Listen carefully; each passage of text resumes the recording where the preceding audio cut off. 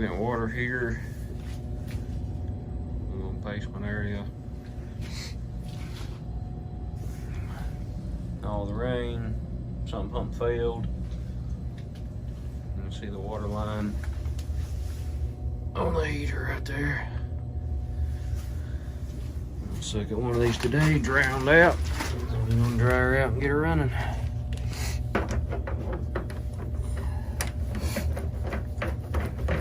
I had a little bit of water down here, huh? Yeah, a little bit. Just a little bit. All this insulation here is pretty saturated. Yeah.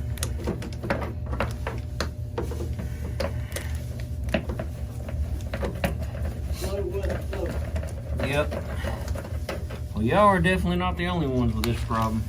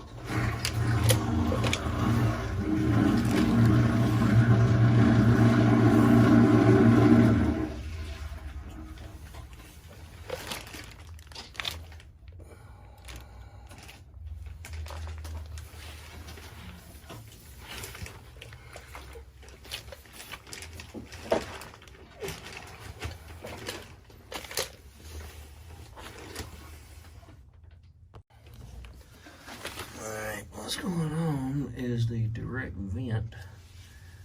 That air intake's right there. Go to the bottom. And of course it's standing full because it's the lowest point on the heater. So put a few self-tapping screw holes in there. And drain it out. So fans right up there. Divide the heater and the other end of the vent. And on the outside of that right there, there'll be an intake and an exhaust going through the wall. So we'll just dry out and restart it. It's just about resourcefulness. I dropped this screw in this muddy looking stuff. Couldn't find it. So I tried about a dozen screws before I found one that would fit. And by resourcefulness is there is a old boiler down here. No longer in use.